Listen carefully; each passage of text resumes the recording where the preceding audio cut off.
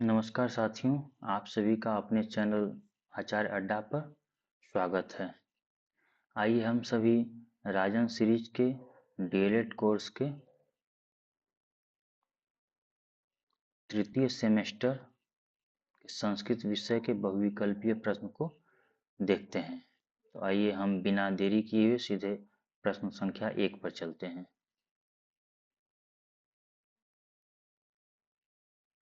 तो प्रश्न संख्या 1 मेरा ये स्क्रीन पर आ गया है। कह रहा है कि संस्कृत भाषा में स्वरों को उच्चारित करने में जो समय लगता है उसके आधार पर स्वरों के कितने भेद होते हैं। ये 2024 में प्रश्न पूछा है और इसी को दूसरे लैंग्वेज में कहा है कि स्वरों को उच्चारित करने में जो समय लगता है उसके आधार पर स्वर कितने प्रकार के होते हैं। ये 2023 में प्रश्न पूछा है। तो इसका उत्तर हो जाएगा हमारा 3 प्रकार के होते हैं। ठीक। और प्रश्न संख्या दूसरा है ह वर्ण का उच्चारण स्थान है कहाँ है, कंठ है। ठीक। अगला क्वेश्चन हम देखते हैं।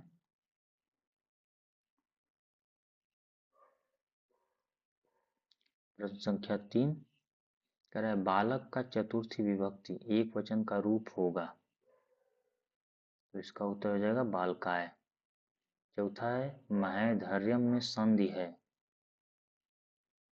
तो इसका उत्तर है वृद्धि संधि।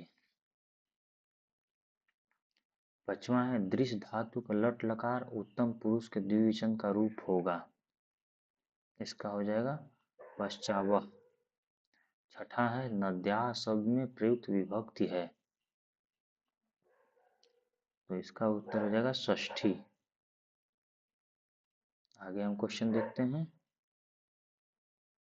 प्रश्न संख्या 7वां देखते हैं। पीताम्बर में कौन सा समास है।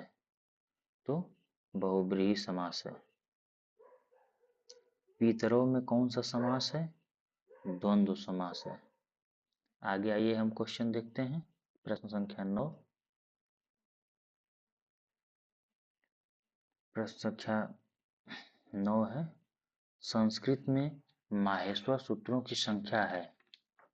ऑप्शन अ 8, ब 12, स 10 और द 14। तो कुल 14 है। ठीक। प्रश्न संख्या 10 ट का उच्चारण स्थान है कंठ, तालु, मूर्धा, ओष्ठ। तो ट का उच्चारण स्थान है तालु। 11 प्रश्न संख्या कौन सा शब्द नपुंसक लिंग है। बालक, नदी, एतत्, विद्यालय। एतत् नपुंसक लिंग है। आगे हम लोग प्रश्न संख्या 12 की तरफ बढ़ते हैं। प्रश्न संख्या 12 है रमेश में कौन सी संधि है। दीर्घ संधि, गुण संधि, वृद्धि संधि, यण संधि। तो रमेश में गुण संधि है। ठीक। राजपुरुष में समास है, ये समान नहीं, ये समास है लिखा हुआ। अतत्पुरुष समास, कर्मधारय समास, द्विगु समास, बहुब्रीहि समास। तो राजपुरुष में तत्पुरुष समास है। प्रश्न संख्या 14 है चतुर्मुख में कौन सा समास है। द्वंद्व समास, द्विगु समास, तत्पुरुष समास, बहुब्रीहि समास। तो चतुर्मुख में बहुब्रीहि समास है। अब आइए प्रश्न संख्या 15 नायका में कौन सी संधि है। अयादि संधि, गुण संधि, वृद्धि संधि, यण संधि। तो नायका में अयादि संधि है। ठीक। आइए प्रश्न संख्या 16 देखते हैं।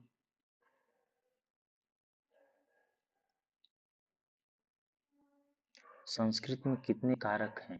6, 7, 8, 9। तो संस्कृत में 6 कारक हैं। वर्ण के भेद होते हैं 2, 3, 4, 6। तो वर्ण के भेद होते हैं 2। स्वर को कहते हैं अच, हल, यण, इक। तो स्वर को अच कहते हैं। व्यंजन को कहते हैं अच, हल, यण, इक। तो व्यंजन को हल कहते हैं। आइए हम प्रश्न संख्या 20 की तरफ बढ़ते हैं। प्रश्न संख्या 20 है, व्यंजन के कितने भेद होते हैं? 3, 4, 5, 6। तो 4 होते हैं। व्यंजन के भेद हैं स्पर्श, अंतःस्थ, ऊष्म, सभी। तो सभी हैं, ठीक।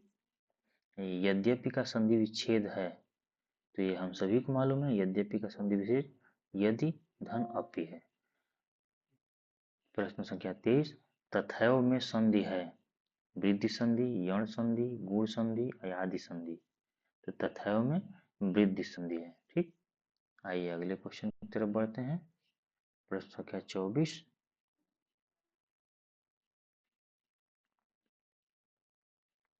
प्रश्न संख्या 24, पौना का संधि विच्छेद है, तो पो धन अन, ठीक। क्वेश्चन संख्या 25, रविंद्र में संधि है दीर्घ स्वर संधि, यण संधि, गुण संधि, वृद्धि संधि। तो रविंद्र में दीर्घ स्वर संधि है या दीर्घ संधि, ठीक। प्रश्न संख्या 26, देवेंद्र में संधि है गुण संधि, यण संधि, अयादि संधि, वृद्धि संधि। तो देवेंद्र में गुण संधि है। इको यणचि किस संधि का सूत्र है? गुण संधि, यण संधि, अयादि संधि, इनमें से कोई नहीं। तो इको यणचि यण संधि का सूत्र है। आद गुण किस संधि का सूत्र है? गुण संधि, यण संधि, अयादि संधि, दीर्घ संधि। आद गुण संधि का सूत्र है। अगले क्वेश्चन की तरफ हम बढ़ते हैं। प्रश्न संख्या 29 में है, क वर्ग का उच्चारण स्थान है कंठ, तालु, दंत, ओष्ठ। इसका उत्तर हो जाएगा कंठ। सह पादेन खंजः अस्ति वाक्य में पादेन किस विभक्ति का है? तृतीया, चतुर्थी, पंचमी, सप्तमी। तो यह है तृतीया का। आइए अगले क्वेश्चन की तरफ हम बढ़ते हैं। क्वेश्चन संख्या 31, यथाशक्ति में कौन सा समास है? ऑप्शन है अव्ययी भाव समास, द्विगु समास, द्वंद्व समास, तत्पुरुष समास। तो यथाशक्ति में अव्ययी भाव समास है। अब आइए हम अगले प्रश्न को देखते हैं। प्रश्न संख्या 32, वर्णों के समूह को कहते हैं, वर्णों के समूह को हम वर्णमाला कहते हैं, ठीक। 33 देखिए, यद्यपि इत्यादि पित्राज्ञा में संधि बताइए। ऑप्शन है यण संधि, गुण संधि, अयादि संधि, वृद्धि संधि। तो इसका हो जाएगा यण संधि। 34 देखिए, नायका का संधि विच्छेद बताइए। नायका का संधि विच्छेद नय धन अकह, ना धन अकह, नौ धन अकह, नय धन आक। नायका का संधि विच्छेद नय धन अकह होगा। आइए अगले क्वेश्चन की तरफ हम बढ़ते हैं। अगला क्वेश्चन मेरा है 35 है। पंचवटी, त्रिलोकी, नवरात्रम, चतुर्मुख में समास है, तो द्विगु समास है इसमें। 36 क्वेश्चन, पीताम्बर, नीलकंठ, दशानन, चंद्रशेखर में समास है। ऑप्शन देखिए बहुब्रीहि समास, द्विगु समास, द्वंद्व समास और कर्मधारय समास। तो इसमें हो जाएगा आपका बहुब्रीहि समास। मतलब दोनों का अलग अलग अर्थ होता है और कोई एक अर्थ नहीं, दोनों मिलकर जो तीसरे का अर्थ देता है, तीसरा शब्द लाता है, उसी को बहुब्रीहि समास कहते हैं, ठीक। अब आइए क्वेश्चन नंबर 37 देखते हैं। वृक्षात पत्राणि पतन्ति में वृक्षात पद में कारक है। ऑप्शन है अपादान, संप्रदान, कर्ता, कर्म। इसका उत्तर हो जाएगा अपादान, क्योंकि वृक्ष से पत्ती अलग हो रहा है, पतंती, वृक्ष से पत्ती अलग, पतंती अलग हो रहा है, तो अलग होता है अपादान कारक में, ठीक। अब आइए प्रश्न संख्या 38 की तरफ। एकोनविंशति का अर्थ है, ऑप्शन है 12, 20, 40, 19। तो इसका आपका उत्तर हो जाएगा एकोनविंशति 19 हो जाएगा। क्या हो जाएगा? 19 हो जाएगा। ठीक, अब आइए हम सभी अगले प्रश्न की तरफ बढ़ते हैं। प्रश्न संख्या 39।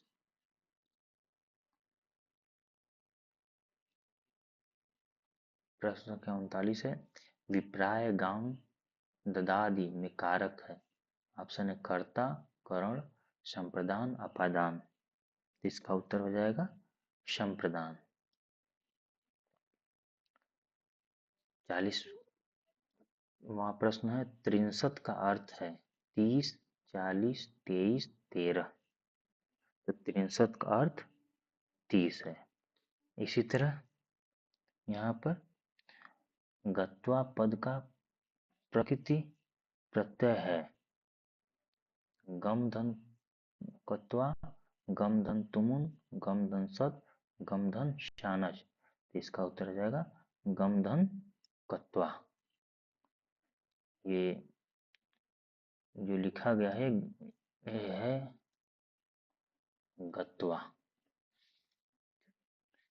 गत्वा पद का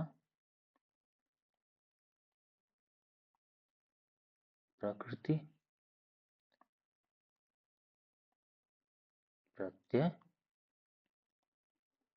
पूछा है, क्योंकि ये थोड़ा धुंधला गया इसलिए मैं दोबारा से लिख दिया हूँ। ठीक है, हम आगे प्रश्न की तरफ बढ़ते हैं। प्रश्न संख्या 42 है, अंतःस्थ व्यंजन है। ऑप्शन अ में य र ल व, ब में ट वर्ग, स में क वर्ग और द में श श स ह। तो अंतःस्थ व्यंजन य र ल व होगा। उसमें व्यंजन है श स श ह। तो ये सभी उसमें व्यंजन है। ठीक, 44वां का है, क का सही रूप है। तो हम सभी को मालूम है ये क बना है आधा क प्लस अ से, तो ये सही रूप है। अब 45वां क्वेश्चन है, आधा क प्लस मूर्धन्य स के मिलने से बनता है। ऑप्शन है र, ज्ञ, बाड़ा श, क्षत्रिय छ। तो आधा क धन मूर्धन्य स से बनता है क्षत्रिय छ। ठीक, आइए हम प्रश्न संख्या 46 की तरफ बढ़ते हैं।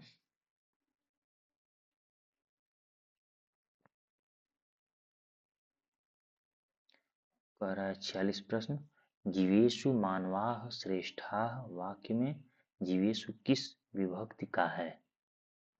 ऑप्शन है सप्तमी, तृतीया, पंचमी, षष्ठी। तो ये सप्तमी का है। ठीक, आइए प्रश्न संख्या 47, भगवती भारती भारती मातु सर्वथा में अलंकार है। ऑप्शन है अनुप्रास, यमक, रूपक, उत्प्रेक्षा। तो इसमें अनुप्रास अलंकार है। आइए प्रश्न संख्या 48, उष्म व्यंजन है। तो हम सभी को मालूम है उष्म व्यंजन बाड़ा स, मूर्धन्य स, सड़क स और हल ह। ये उष्म व्यंजन है। ठीक, आइए प्रश्न संख्या 49 देखते हैं, संयुक्त व्यंजन है।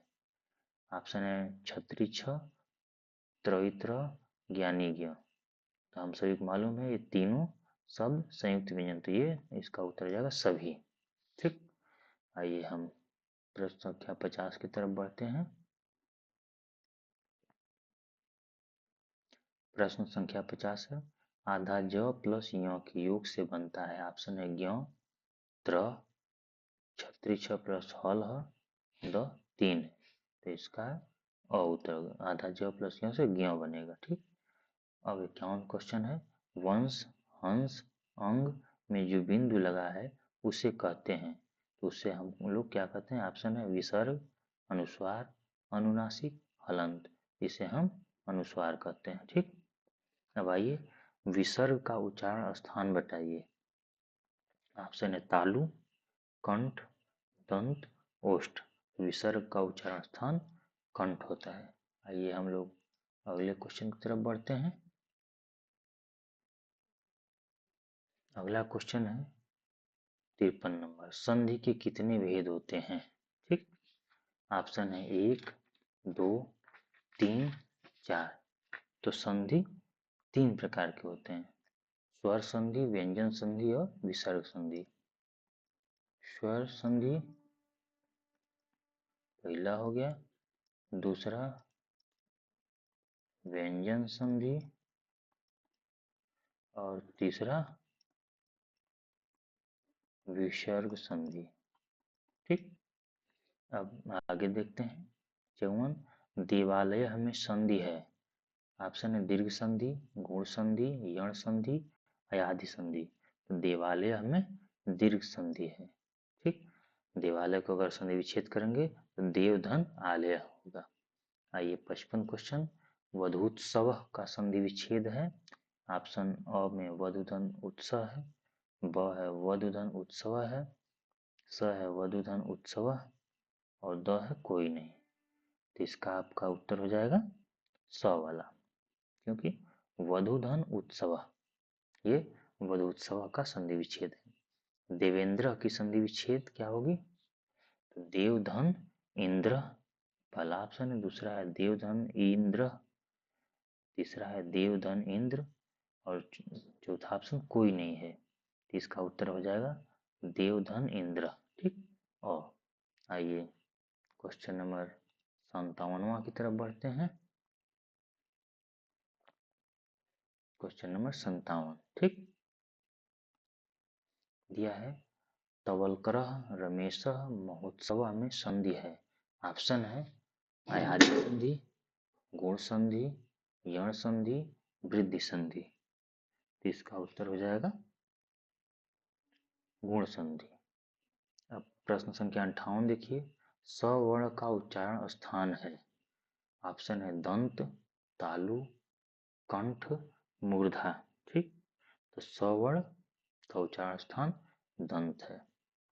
अब आगे देखिए, त्रयश्चत्वारिंशत् शब्द का अर्थ है 34, 43, 103 और 300। ठीक, तो इसका उत्तर हो जाएगा 43। 43 को संस्कृत में त्रयश्चत्वारिंशत् बोलते हैं। ठीक, आइए प्रश्न संख्या 60 देखते हैं।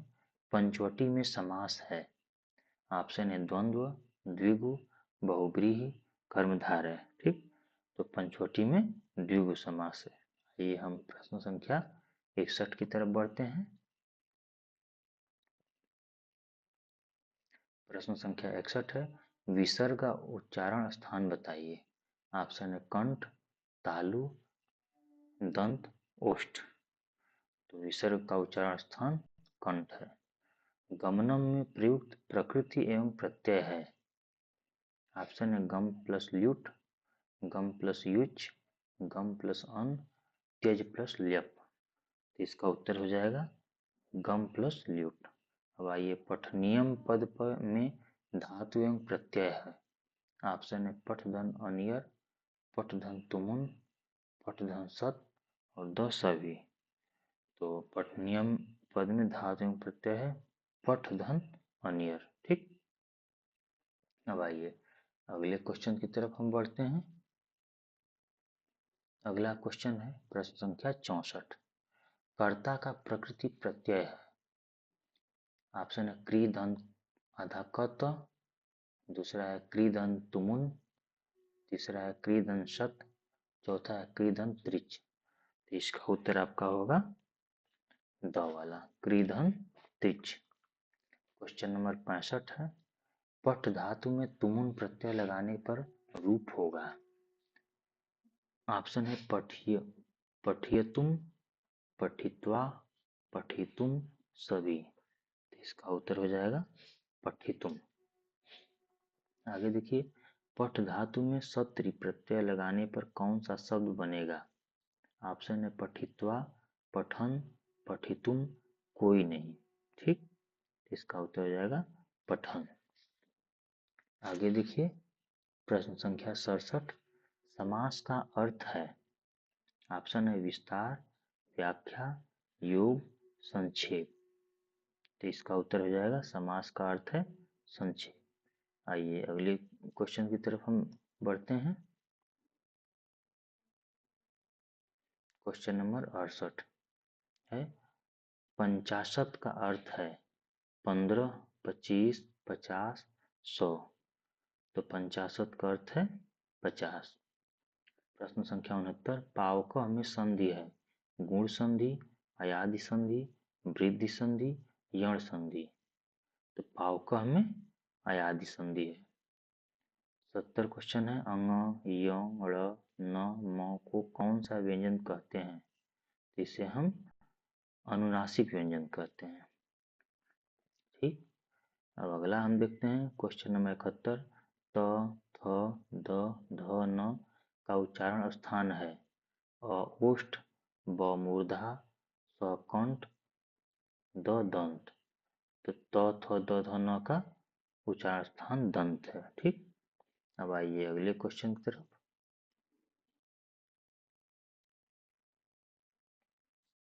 Question number 72। संस्कृत व्याकरण की दृष्टि से शुद्ध रूप है उपरोक्त, उपर्युक्त, उपयुक्त, उपरियुक्त। तो सबसे शुद्ध रूप है उपर्युक्त। ठीक, अब आइए अगला क्वेश्चन हम देखते हैं। संख्यावाची शब्द षष्ठ नवतिह अंक का वाचक है 69, 96, 79, 66। तो इसका उत्तर हो जाएगा 96। अब क्वेश्चन नंबर 74 देखते हैं। ज वर्ण का उच्चारण स्थान है कंठ, तालु, ओष्ठ, मूर्धा। तो ज वर्ण का उच्चारण स्थान तालु हो जाएगा। इस वीडियो में यहीं तक है। अगर आपको हमारा यह वीडियो अच्छा लगा हो तो आप लोग लाइक करिए, कमेंट करिए और सब्सक्राइब करिए। साथ ही साथ अपने दोस्तों को भी इस वीडियो के बारे में बताइए जिससे वह इस वीडियो का लाभ ले सकें। धन्यवाद।